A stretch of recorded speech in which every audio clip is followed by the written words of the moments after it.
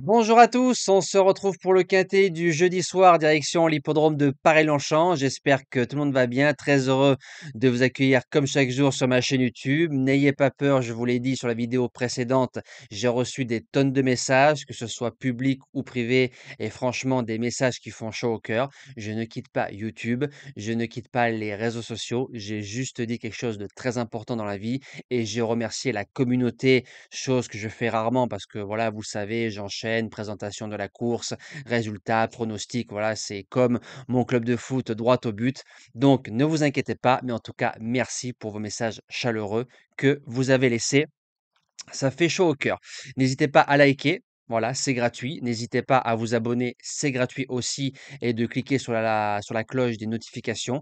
Ça vous permet de ne rien rater dès la mise en ligne de ma vidéo. Et nous, on va retrouver les résultats de la journée d'hier. Donc, concernant le quintet, lundi, premier, troisième, quatrième, cinquième, il y a du mieux, mais c'est pas assez.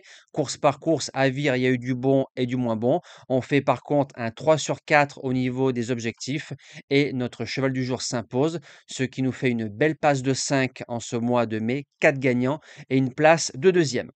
Allez, présentation du quintet de jeudi soir. C'est le prix de l'Orangerie en Réunion en course 7, départ 20h15, 1400 mètres, 16 partants, terrain souple 3,5 annoncé par France Gallo. On annonce un peu des pluies ou des averses aujourd'hui, mardi, mercredi, jeudi. Et comme on est en fin de réunion, le terrain risque d'être un peu plus haché. Donc moi, de mon côté, je me table sur un terrain souple à très souple. Pour ceux qui jouent à la dernière minute, suivez bien la météo parce que ça peut changer vis-à-vis de certaines candidatures, des chevaux qui sont meilleurs en terrain bon souple ou souple, voire à très souple. Allez, go, base gagnante, le numéro 5, Tortis Amber, qui a fait troisième du super handicap de réouverture à Longchamp avec l'accord de 19. Ce jour-là, on touchait Lonzo Gold, Times Warrior qui faisait deuxième, qui avait gagné quintet en rentrant, ligne en béton. Derrière, troisième d'un quintet de référence. Il est sérieux. Il est en 41 de valeur, certes. On a vu que Alabamoun a répété derrière qu'on touchait en base gagnante à Saint-Cloud. Donc, c'est deux quintets, c'est des lignes gagnantes et qui ont répété avec une bonne corde et le roi des quintets, je pense qu'il peut enfin s'imposer. En deuxième base, le 4 Times Warrior qui a fait une rentrée gagnante facilement dans un quintet. Derrière, la jument finit entre Lanzo Gold qu'on touchait en base gagnante et Tortis Amber.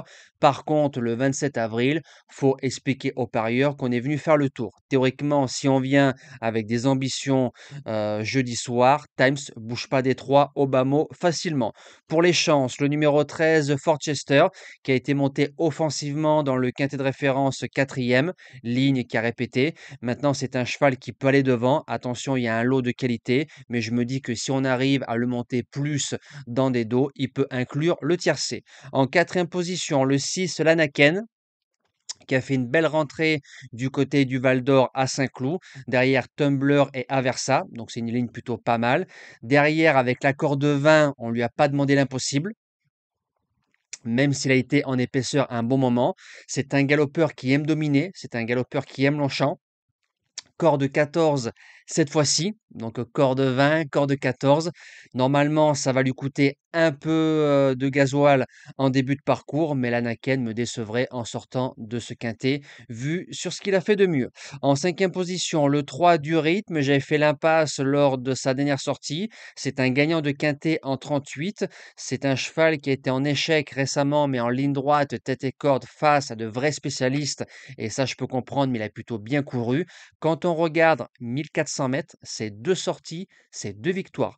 Lui aussi peut aller devant. Donc si on arrive à s'entendre avec l'Anaken, ça peut faire boum. En sixième position, le numéro 2, Amedras, qui a gagné quintet en bon terrain.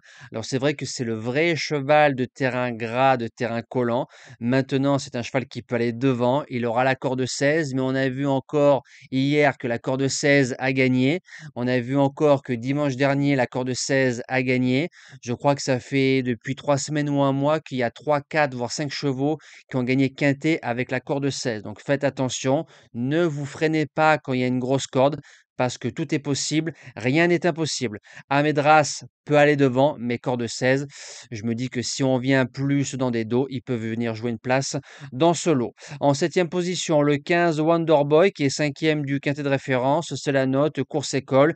Question de parcours. En 37 de valeur, il n'y a pas de marge, mais c'est un cheval qui a encore de beaux restes. Et je termine avec le top weight, le numéro 1 Cimer, en espérant qu'il nous dira merci à la fin de la course. 8 courses à condition. Premier quintet, premier handicap. Ligne plutôt correcte. Première fois 1004.